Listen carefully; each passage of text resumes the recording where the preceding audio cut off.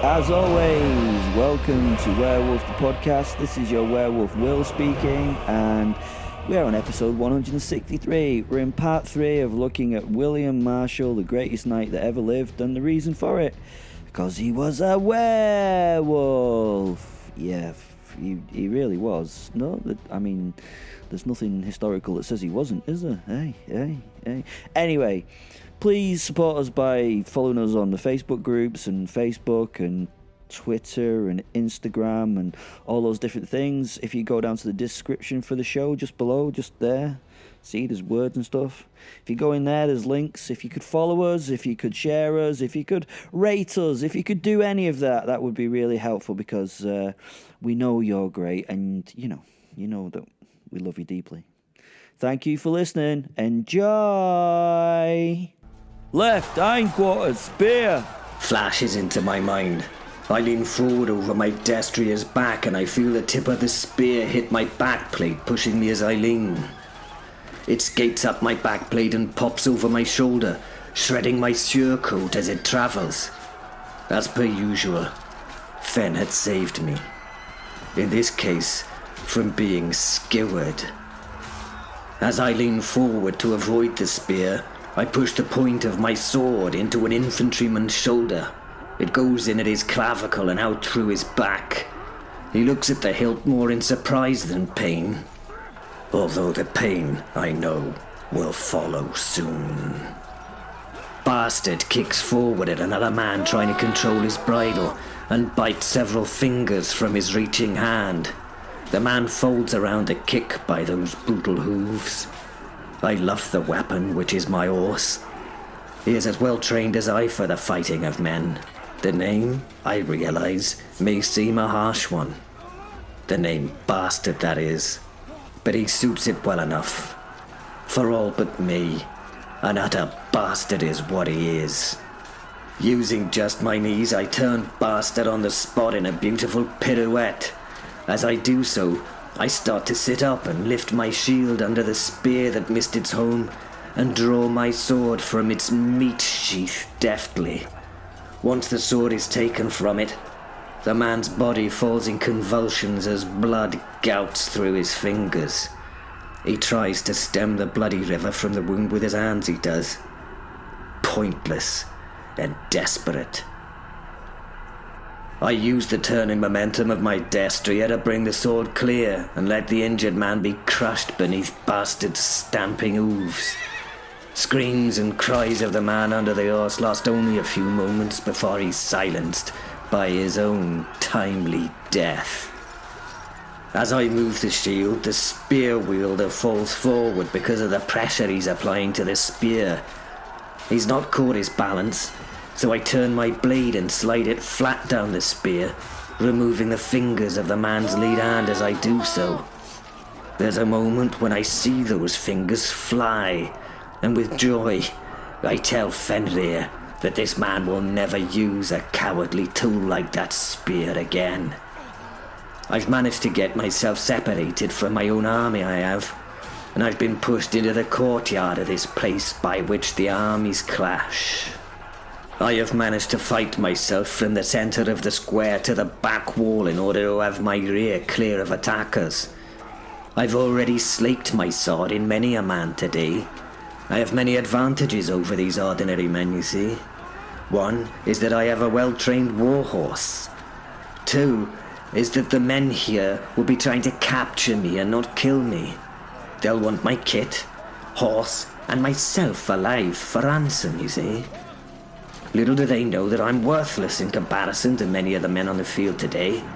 The only things of value I have are the horse I'm sat on and the armor I wear. There'll be no ransom for me at the end of this day. My third advantage against other men is that this is only my first battle, and I have much to prove to my Duke this day. I will prove to him that the years of training, the years of faith in me, and the years of trust will be proven to be of good worth. He has earned my unwavering loyalty, and as a loyal knight, I will do myself and my lord justice this day. The fourth and most important advantage over mortal men is that I have my good friend Fenrir here with me. He is my invisible wolf angel, my gift from God. He gives me so many advantages. He rewards me with many blessings, even when we're not the wolf or the werewolf together. For example, I have 2 sets of senses and 2 minds, which makes me much more aware and far more deadly as a foe.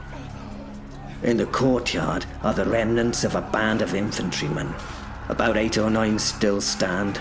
I've killed and cleared a few of them. About 6 have fallen, I think. The spearman with the mutilated hand is kneeling next to my horse, screaming and collecting his fingers from the ground in desperation. He cries. The battle is over for him as he reacts in shock at this horror of his. Everything else in his world doesn't matter anymore. I look at the group of men opposing me as I lift my sword to strike him down. I want to hurt them by killing this man in front of them. I want to draw them in and make them angry at me. Angry opponents, I have learned over many years of training, are easier meat to skewer. No! Leave him to scream. Let him sit still there. Lower your blade. Point that blade at this fingerless fool. Fear is your friend here, Will. Let them fear you, says Fenrir. Fenrir is much wiser than I, and he really knows how to cause hurt in others. He often hurts them in the head, which for a brave man can be far more painful than a physical blow or injury.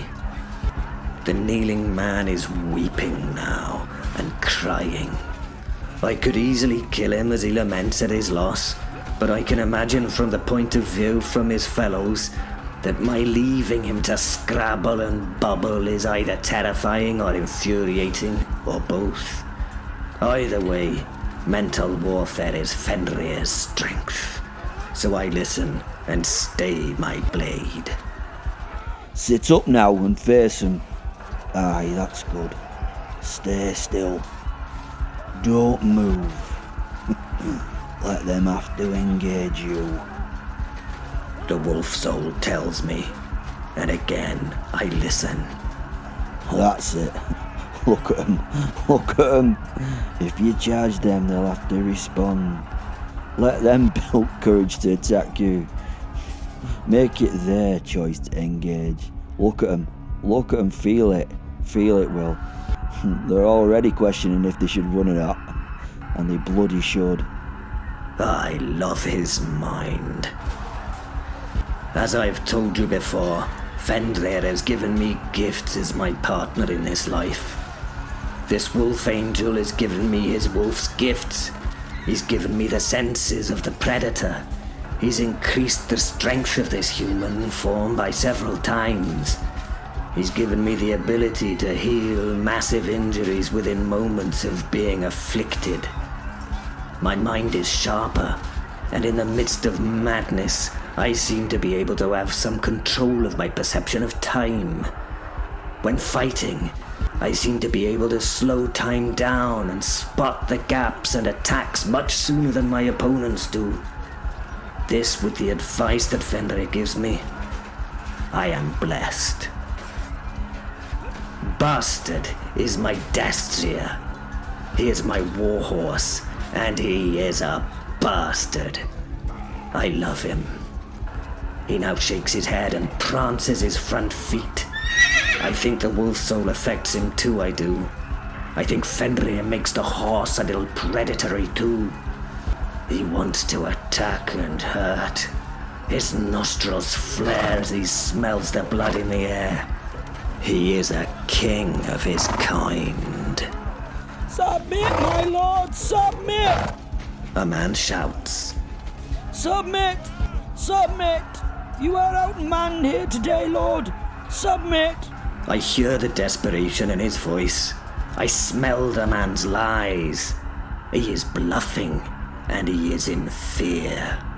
I do not respond. I just sit silently on my daintily prancing Destria, holding the warhorse back physically from the charge that the animal wants.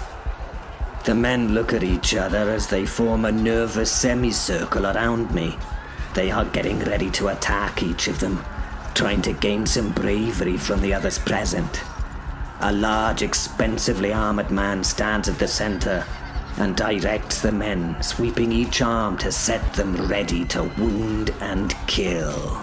Get him, shouts Fen, as I instantly charge on the leader before they get a chance to attack. I ride bastard directly at the man. His men do not get the chance to respond as I ride the boss down. He goes under the crushing hooves of my horse as bastard stamps and kicks the grounded man. As my horse kills the man below his feet, the others move in to attack us. I remove the arm of the man to my right as he reaches for me to try and pull me from my saddle. Left, raise! Fen shouts. I do not need to look. I lift my shield and the strike scores its surface before the attacking weapon is withdrawn. Time slows. Now I see my wolf at the front of the horse for a moment. He is a dark shadow in the world, and his eyes flash brightly as he enjoys the violence that is being done here. I am now in my element. This is what I was born and trained for. This is where Fenrir and I belong. I parry a spear to my right and cleave the wielder's helmet. I circle the sword as the man falls and swings to my right rear. A dagger blade pierces my upper thigh. It goes deep into the flesh there. I grimace a little as I switch my mind from the injury to the attack. I will deal with that when I can. It's already healing. The pommel of my sword strikes a leather-capped head of the knife-wielding warrior. With my inhuman strength, I feel the skull shatter beneath it. He falls due to the life-ending injury I have inflicted. I continue the movement as I backlash with my blade, which opens the throat of another warrior. The gaping wound vomiting blood like a fountain into the air. I smell the iron of it, and it excites me. They're about to run, my friend. They're about to run! Enters my mind. And of course, as always, Fenrir is right. I have taken down 6 before I've even noticed. I've been lost in the violence and the bloodletting. I feel alive for the first time. Killing is my thing. This first battle will not be the last. Some are screaming, and some are not. Fenrir stands over a man sitting on the floor, gurgling. I see the toothy smile and the blazing eyes flash. Nothing is said by Fenrir, but I know what he wants me to do. I turn the horse and prepare him to charge to the open courtyard gateway. I kick my spurs into my horse's flank and charge after the running man. Bastard runs over the seated man. I feel the body under the hooves of my horse as he viciously crushes the body there. Inside, I feel a moment of pleasure at the man's death. The running cowards throw themselves to the floor out of the way of my stallion's feet. A wise thing to do in this case. A very wise thing indeed. I pass from the courtyard back onto the field of battle. The noise of the fight hits me. Screams and war cries abound. Blade on blade. Blade on shield. Oh, this is bliss. The stench of death is in the air. Blood, fear, guts, and feces all assail my nostrils. And to me, this is bliss. This is where we belong, the wolf and I. Let me find more fools to fight this day. Let me win my spurs. I will be the man who makes the difference on this field. They will tell stories of my valor in years to come. I will be remembered. As we charge from the gateway, Fenrir notices that the enemy's flank is open to me. Somehow the battlers move forward, allowing me to access their right flank so that I can hit from behind. They have no idea that I'm here. I'm about to turn the tide of the fight here. I'm about to make my name. As an older man, let me tell you about this first battle of mine. I take my mind from the fond memory of this fight and will fill the listener with the details of this first time in the field for myself. As an old man, which I am at this juncture, I look fondly on the fight. Not on the aftermath of the battle, but on the fight. I have such sweet and terrible memories. I killed many that day, I did. I killed for my Lord. I killed for God. I also have to admit that I killed and injured for the simple pleasure of doing so. I do not feel bad about it. That's my work on this plane after all.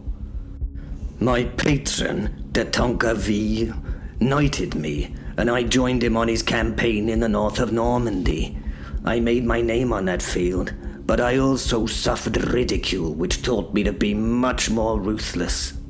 Looking back, I was a foolish young man. I was ready to make my name and eager for the fight, but I had to be restrained from the initial charge. I was so keen to engage that I was sent to the flank to cool my excitement. This forced flanking was actually the reason I won my fame that day. When we finally charged as the cavalry to ride down the enemy, I was forced into the courtyard I described at the start of this story. I charged into the flank, hitting the first knight with a slash across the upper back. His armor turned to blade, but threw the man over the front of his saddle where he slipped and span to the ground. His horse went crazy at the loss of its rider and started kicking and biting and spinning and stamping. It kicked 2 infantrymen behind it. Then, losing its balance, it fell into another knight who was mounted. The horse and rider then started to cause issues in the rest of the flank as the animals and men had no idea where they were being attacked from or by how many. It was chaos, and I took advantage of the situation, I did, beating a knight repeatedly with my sword over the head and shoulders. The sword could make no cuts due to the mail and plate, but it acted as a club, and it beat the man down. He turned and raised his shield, which I continued to thrash until it shattered under my inhuman strength. As the shield burst into fragments, I struck the arm that held it. His chainmail stopped the cut of the blade, but it did not stop the powerful blow. The arm broke and folded as the man screamed, and his horse went out of control, taking the man into his own troops on an out-of-control destrier. I smiled as the last sight of him was him lying on the back of the horse out of control. Both Fenrir and I laughed, enjoying the madness of it all. The enemy was in a mass confusion as they fought my compatriots at the front and suffered my attacks from the rear. I slashed and hacked at infantry and knights alike, left and right. I did horrific damage with every stroke. Eventually, the order was given for our foe to fall back and regroup, and I was suddenly alone as we were left. At that moment, I thought they were running away. I thought they'd been routed and that we'd won the fight. It was exhilarating. I felt like a god in that moment. I know, the sin of pride. But it was only fleeting. I had personally turned the tide of that battle, and the enemy had run from us. Fenrir and I turned back the right flank by ourselves we had. My own lines came to meet me, and the household knights gave me many a hearty backslap and congratulation. I was given a cheer. I felt incredible, I did. We reformed our line. I was happy to be on the flank this time. I knew what I was going to do. I was going to go back to my courtyard and wait for the enemy line to pass and re-attack that same flank. We charged. The thunder of horses in full flight being driven by the knights of my lord filled my ears, and the blood flowed through me quicker as my war cries joined those of my fellows to meet the foe's line. We smashed through the enemy's shield wall and went into the melee behind the flank line before the cavalry the enemy had in reserve were used to push us back behind our own lines again. Fenrir and I had decided on our play at this point. We took this opportunity to go back to the courtyard. This was a mistake this time. I had managed to regain the courtyard once more, but had so many of the enemy's infantry there. There were many more of them this time than there had been before, you see, and sadly for me, they were much better armed to attack a man on a horse. Many had bill hooks. This is a great tool to remove knights from the saddle. In the description, they are sharp, pointed spear-like pole arms with a hook built into the blade. A useful tool when combined with a shield wall for pulling down opponents' shields, men and knights from the saddle. The men were well trained, and they used a shield wall to protect themselves and push me back as they reached with the long shafted pole hooks to stab or pull me from the saddle. I had no space in which to move. My horse had no room to move. I hacked the heads of the pole weapons. I tried to stop them from getting to me, but it was only a matter of time before one got through. A well-hafted hook took me in the shoulder, it did. It was stuck solid and the pain was incredible. I felt the man pull, and I was nearly taken from my mount. I yelled, not from the agony of the injury, but from the fact I was trapped and pinned by this stupid barb. Stupidly, I dropped my own shield and yanked at the tip of my shoulder. The enemy's warriors had broken their well-trained structure in their moment of success. They were out of control, they were, hacking and slashing at me and my horse. We both took untold damage, we did, as the horse and I fought back. Oh, and how we fought. By God's grace, we created a gap to escape through, and I forced my bleeding and injured horse into a gallop to get away from this trap. A trap, of course, of my own making. Many times we were hurt. Fenrir leads us back in nefarious ways to our own lines. We stopped in safety. Fatigue set in. The level of energy dropped. I remember leaning on my pommel before falling from my horse and hitting the ground as men came to my aid. The wolf soul came and sat next to me. I lay on my back in the grass. I looked to my left and saw my horse in much distress as it fell to its haunch and then to the ground. It screamed as it dealt with the agony of the damage that had been inflicted upon it. It fell to its side, and with a feeling of my own relief, the bastard passed. Darkness came then, and I thought I was on my final journey.